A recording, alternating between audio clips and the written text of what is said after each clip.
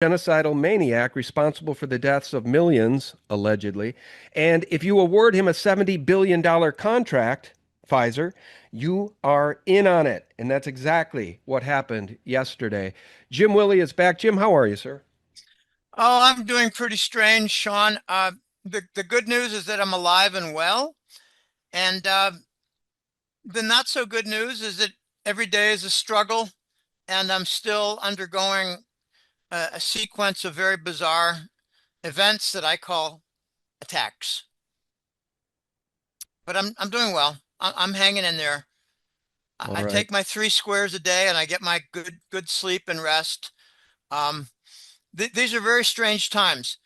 I'm noticing something about gold and silver that I'll say quickly. Sure, go ahead. I was going to cover this, but absolutely, I'm coming back to you. Okay, you go ahead. Go ahead. You got your No, sequence. no, no, no, please, because I don't want Okay. to get sidelined by the Candace Owens investigation into Charlie Kirk's assassination just yet. We can talk about that later in the Yeah. broadcast. But I Yeah. tell you, Candace Owens is the only person doing any real investigation as far as we can tell, we the people, and the people are standing with her. She's uncovering some really, really strange stuff.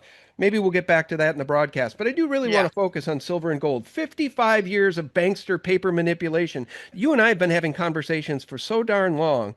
Me and you, me and Bill Holter, me and Alistair McLeod, me and Chris Duane. By the way, I'll tell you a Chris Duane story later in the broadcast if you remind me.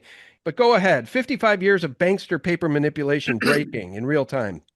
Okay. We now have a remarkable situation where, like a 5, 6, 7 year trend.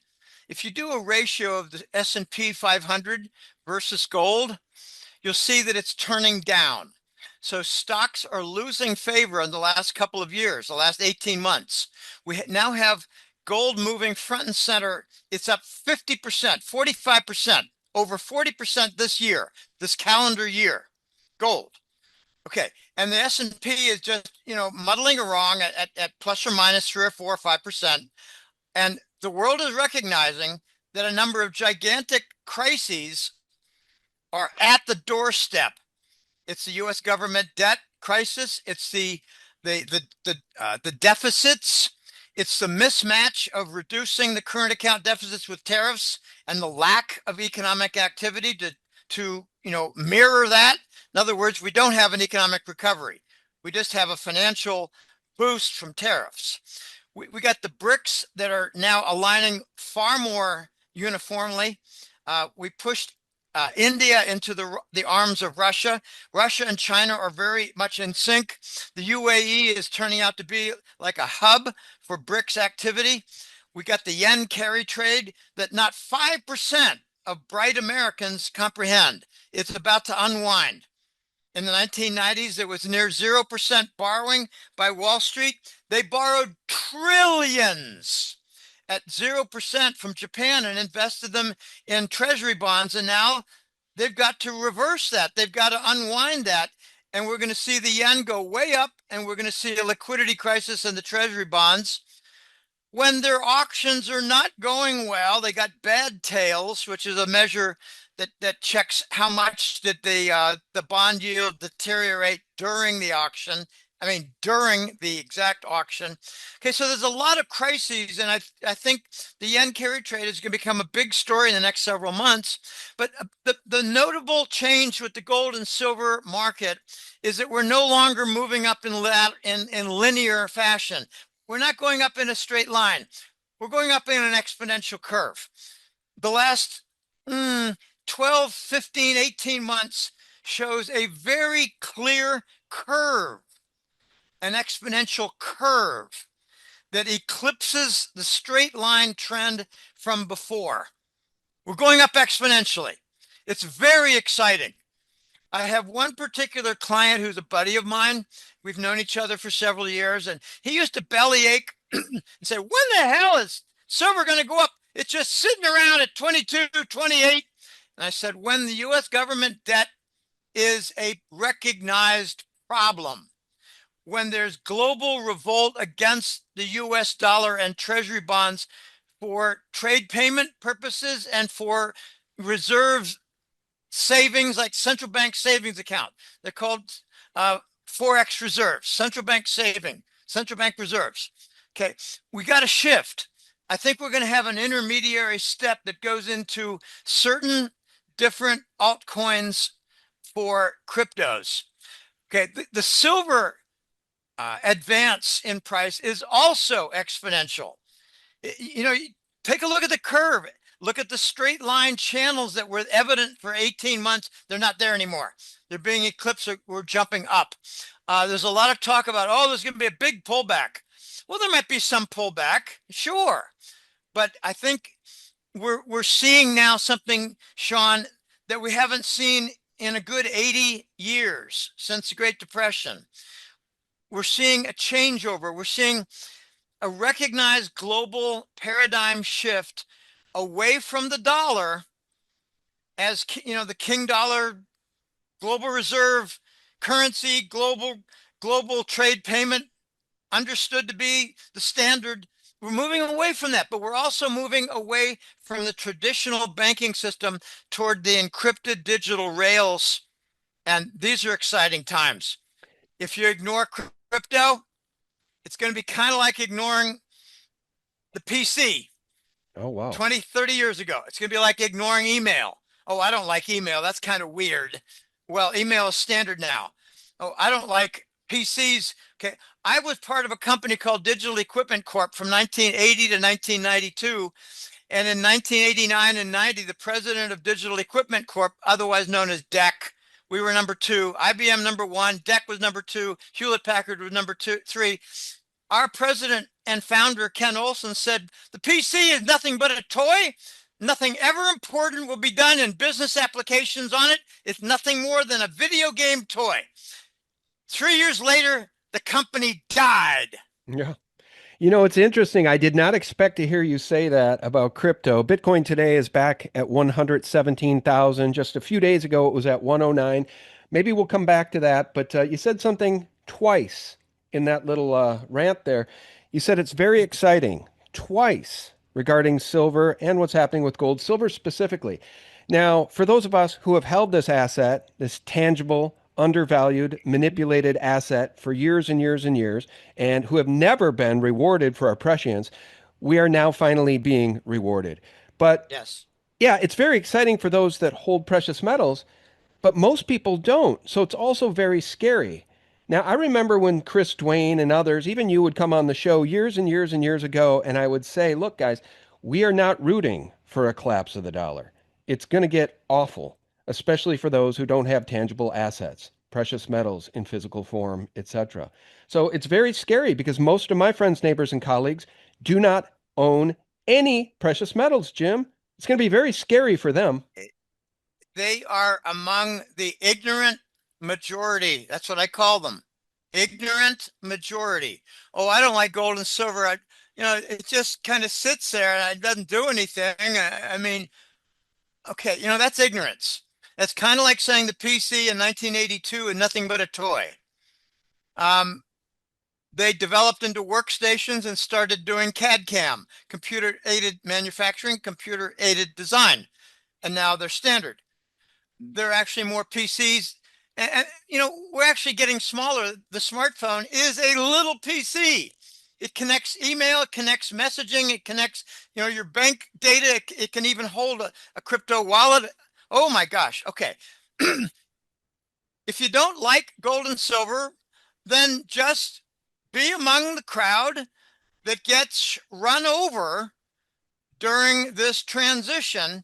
And I'm hoping and praying it's a smooth transition. And I got something unusual to say, Sean. They're trying to use stable coins among the crypto community as a bridge for liquidity in order to handle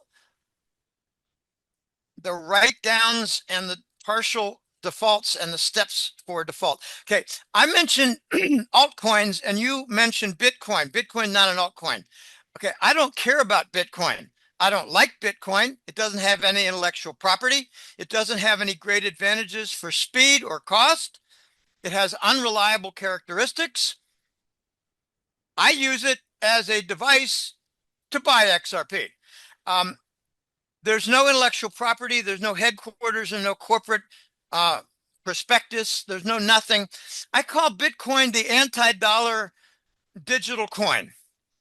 Well, I call XRP a sucker's bet, but we can agree to disagree. If you look at the case use for XRP and the number of users and developers on XRP, it's absolutely dwarfed by Solana. We don't even have to talk about Bitcoin. But you know what? It's funny, man. It doesn't really matter. My audience hates crypto. And, so you Okay. gave them fair warning. I've given them fair warning on You Bitcoin get, since 360 in 2015 and Solana just a few years ago under 20. Solana's now at 220. Bitcoin's now at 117,000. And we'll see where XRP goes. I remember XRP at 18 cents, 29 cents. Now it's at what, $3? So, you know what?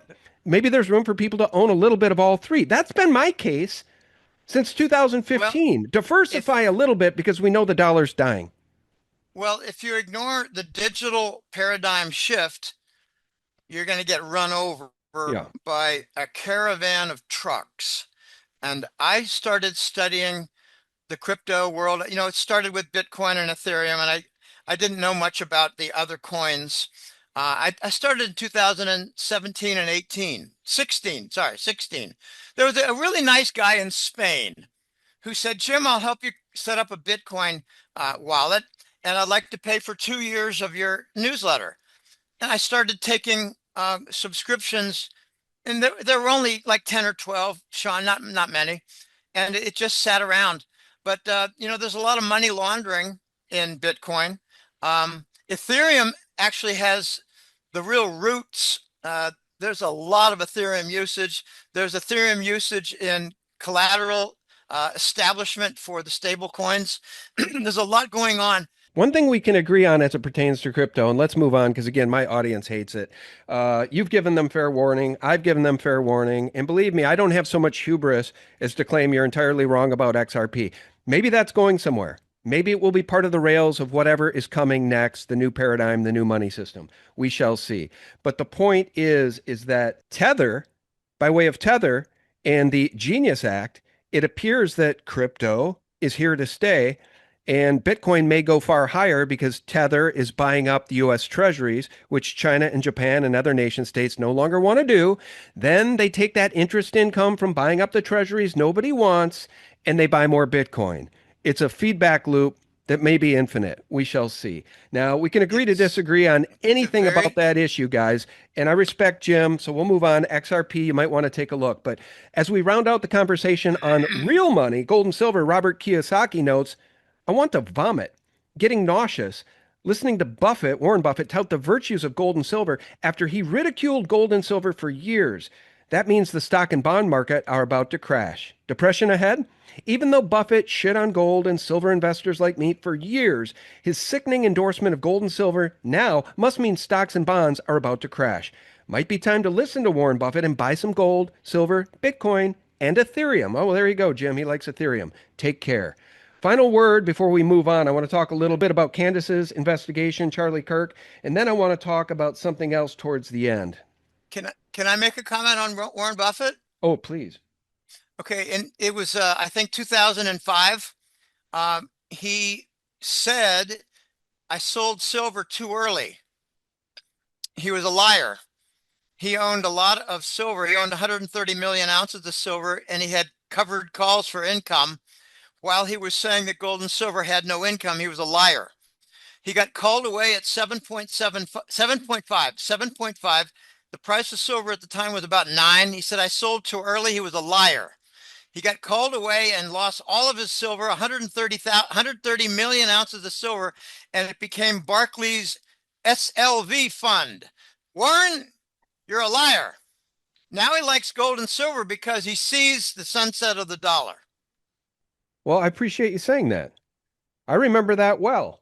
I also remember after the 2008 2009 banking crisis, if you could call it that, I remember Warren Buffett coming to the aid of Goldman Sachs and bailing them out with billions in investment. And that paid off very well for him, Jim.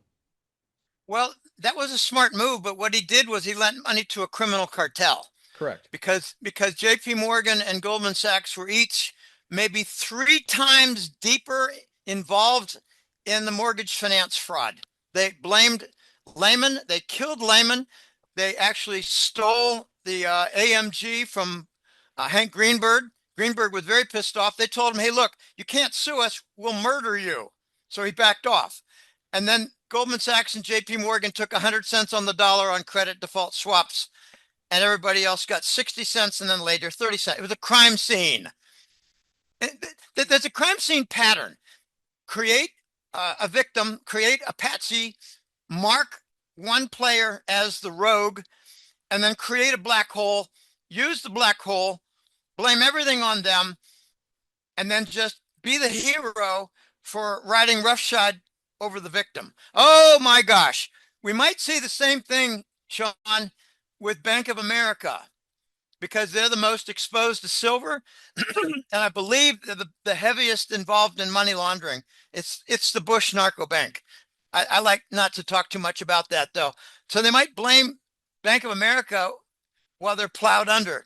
We'll see. They may not get plowed under. Maybe none of them will be plowed under.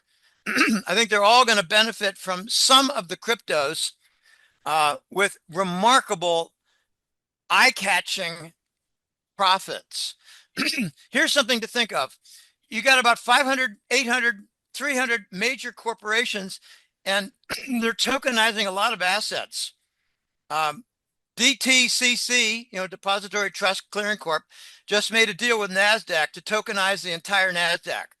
And people who call the crypto phase lunatic or a big fraud, they're missing the story. They're missing the story. You need to sign up for the Golden Jackass newsletter called A Hat Trick Letter and learn about this paradigm shift that is now being joined by Wall Street. I did a show about a month ago with a guy who said, Jim, you wouldn't believe this. I'm doing my third consult session and paid very well with Wall Street analysts who need to learn, are urgently trying to learn about the digital paradigm shift, otherwise known as crypto. I don't like the word crypto. It makes it sound like it's from a crypt, like buried deep and dark. The No, Crypt Keeper. it's digital. Yeah, the crypt keeper. It's digital finance. What's not to like about replacing Swift, which is like 48 hours or maybe 8 hours if you're lucky, and $30? What's not to like about changing that to 3 seconds and 2 cents? I know. I think the audience is rightly alarmed by the digital currency idea, especially a central bank issued digital currency, which they're going to try to push on us, regardless of what Trump has said. He said there will never be a central bank digital currency under my watch. Meanwhile, he just cut a $70 billion deal with a genocidal maniac over at Pfizer. Health Ranger Mike Adams has been stealing the words right out of my mouth with great tweets lately, a friend of the show. I want to note something here. Mike has 333,000 followers. On this particular tweet, 2.8 thousand engagements. Same thing going on with my channel. He writes, welcome to the era of dark Trump, where President Trump betrays all of the core values of his entire base in order to pocket huge profits for himself while bolstering the very corporations and industries that kill and enslave Trump's own voters. Okay, Mike is not alone in his assessment here. Here's our friend Spiro saying, this is what today was all about with the Pfizer deal, advancing mRNA gene editing technology, transhumanism. Here's Albert Bourla in his own words. Another area that we announced today, a partnership with BIM, are the rare diseases. These are diseases mainly that they have as a cause a mistake in your DNA. It's a genetic mistake. Something is wrong with your DNA, and as a result, you have a disease. What we try to do with the base gene editing technology, which BIM is a master, it is to produce targets that will be delivered through mRNA that will be able to correct this mistake. There are several gene editing technologies. We did a lot of due diligence, and we thought that the base, this is how it's called, the technology base, is the best. And also did a lot of due diligence about companies, and the best one was BIM. And this is why we did this partnership. Jim, I'll pause it there. I'm coming back to you. Albert Bourla is very excited about editing your genes. Well, I'd like to maybe solve some of the carbon dioxide excess by burying him. Okay. Well, we know the Green New Deal means that we should all give up our right to our cars, our natural gas. We got to give it all up. We got to tax the air we breathe, Yeah. and we should probably tax the stuff that we exhale. So that's the Green New Deal, and that's the World Economic Well, Forum. You'll own nothing and be happy. Trump just relaxed the rules for coal plants. They're not going to shut down the coal plants. This is going to be interesting because we got a serious electricity problem with undercapacity, and I addressed that not this most recent September, but in the July and August report, I had a full chapter on the electricity problem. We are woefully behind in electricity capacity, and the primary area region is the mid-Atlantic states like Virginia, Maryland, North Carolina, Eastern Pennsylvania, New Jersey. There are a lot of data centers there. Expect a high electric bill for the next 3 to 5 years. It's going to get worse, not better. Um, I didn't that's okay. I don't need to address everything that you mentioned here, but I'm very concerned about the conflict that is coming to the front, to the fore, between Robert Kennedy and President Trump. It seems like Robert Kennedy is exposing the cancer cures, is trying to remove the toxic elements and components of our food system, and is assisting various states for lawsuits against Pfizer, when Trump is not supporting his efforts and is now looking more and more like an adversary to Robert Kennedy. And my military sources tell me, Sean, that both the Trump family and the Kennedy family are being threatened for kill by the Rockefellers Well, if they continue. that is entirely possible. And I'll tell you what, this is going to be a loaded section of the podcast. So we're going to go there right now. And let me just Okay. start with this. Let me start with this. Ratioed again, Miss Loomer. You are losing badly. Why do I say that? Because Laura Loomer is all over the internet warning of an Islamic deep state hit, a terrorist attack about to happen at any moment. Meanwhile, so many people are wondering who murdered Charlie Kirk?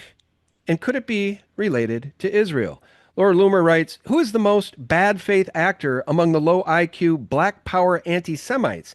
Candace Owens or Louis Farrakhan? Again, she was highly ratioed for this absolute nonsense. Supercharged writes, how much does Israel pay you? You accuse everyone else of receiving Qatari money. How much does Netanyahu pay you for this communist propaganda? Laura Loomer says zero. Maybe she gets her money from George Soros. Maybe it's from Media Matters for America. Maybe it's from the SPLC. I don't know, but she is definitely an Israeli agent, and she's being ratioed every time she tweets over on X. Now, here's the thing, guys. Candace's Charlie Kirk investigation is ruffling a lot of big talk feathers, leading many to conclude that some very high-profile conservative big talkers, people you recognize, people who are famous, people who have not been deplatformed, are taking dirty Zionist money, the same kind of money Charlie Kirk rejected. And by the way, shit's getting weirder by the minute, and those who take Zionist dirty money don't like it being discussed one bit. Real Candace Owens' investigation has quickly become must-see appointment viewing. Just based on her investigation so far, the initial Patsy Boy decoy, George Zinn, is connected now to Representative Phil Lyman, who ran for Utah governor and lost, and has even publicly endorsed him on Lyman's website during his run for Utah governor. You guys will have to tune in daily to Candace's podcast to understand what that means, but it's very, very fishy. It's weird and getting weirder by the day. Now, my take on this whole thing, Jim, is that Charlie Kirk was getting out of line. He refused to go to Israel and bend the knee to Bibi. He refused to kiss the hand, kiss the little white hat, and kiss the wall. He was offered $150 million in that intervention in the Hamptons, maybe by Bill Ackman, but read between the lines, according to Candace and others. Charlie was waking up and he wanted to speak out. He was speaking out against the genocide in Gaza. He did not want to take the blood money, the $150 million, and now he's dead. So, in my view, and in the view of many people, I would say the populace, the people are on Candace's side here. She is asking questions and doing an investigation that we have yet to see in any way, shape, or form from the FBI. So, Jim, I know it's a loaded topic. By the way, my friend David Weiss has reached out to me. He wants to have a private conversation, which we will do because I appreciate him. And I think his take on this whole thing is perhaps different than what I've just shared, but that's my take, Jim. Go ahead. What's yours? This is a very difficult and complicated topic. Let me start off by talking about the background. Charlie Kirk had been threatened for the last, I'm told, 3 or 4 months. He was getting worn down by the threats. In the last probably 3 or 4 weeks before the incident, he was being threatened very clearly, was emotionally distraught, and was very bothered and didn't quite know what to do and was beginning to get offers to shut up. And he turned down the offers. But very recently, before the incident, he began to speak out against what I regard as genocide in Gaza. But it's a topic that I choose not to discuss much because people who do get persecuted and harmed. So I don't. My information is rather voluminous. He was not put after the shooting into an ambulance. There has been no forensic report. They've not identified the bullet that did the damage if it was a kill. They've done no forensic match with the rifle. They paved over a certain area, asphalt, behind Charlie Kirk. The Secret Service, it's not Secret Service, the security given to Kirk is apparently from the country in the southeast corner of the Mediterranean, the control country, I call it. So there's a lot of anomalies. Now, I'm going to mention what a military source told me. The military, and I'm not certain of anything. I was told that Charlie Kirk cooperated with a staged incident, and the actual details don't match anything. A small spurt in the neck does not match a 30-06, which would leave a hole the size of your fist. There's a lot of anomalies. There's indication that the trajectory was from the side, not the front. Tyler Robinson had been followed for a good 3 or 4 weeks before the incident, and there are certain details regarding blank bullets that were put into his rifle. Okay, there's a lot going on, and we need to keep, at least the doorway open a little bit, that he's in witness protection. I'm told at a military base on the mid-Atlantic coast. Now, that's what I was told. So he made a choice, I was told. He made a choice. Rather than a certain sequence of kill events, he went into witness protection. Can I interject? Let me just interject for the audience who's listening, who thinks that is preposterous.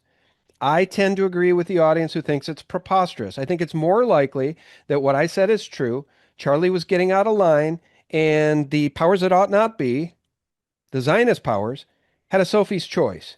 You either let him continue to speak freely and sway the minds of young people all over the country and wake them up to the crimes of Israel, to let them learn what Zionism is, and to have the tide turn against the genocide in Gaza. You either let him continue to speak, or you shoot him and make him a martyr if you kill him, perhaps even enhancing what he was saying. So I tend to, for me personally, in this case, Occam's razor is they actually murdered him and he's gone, because I think he had more courage than somebody that would take that deal and go into witness protection. I don't think Occam's razor belongs anywhere in the cabinet in the last 3 or 4 years. Okay, I noticed, Sean, with respect, you didn't address a single one of the anomalies that I mentioned, and you. Well, I'll take them on. I'll take them on one by one. Which one first? Well, where's the bullet to match the ballistics from the rifle? Well, that's what we're all asking. Okay, we're also asking. Well, that's an anomaly that you're not addressing. No, wait, one by one. We're all asking that. Everybody who's investigating that, Ryan Maada, Health Ranger, Mike Adams, Ian Carroll, I would argue, of course, Candace Owens, we're all asking that. And we're asking, was it a bullet at all? Could it have been a microphone with a shaped charge? Okay, could it have been a shooter on the roof, but a different location, a professional shooter? I firmly believe that Tyler Lee Harvey Robinson is a patsy.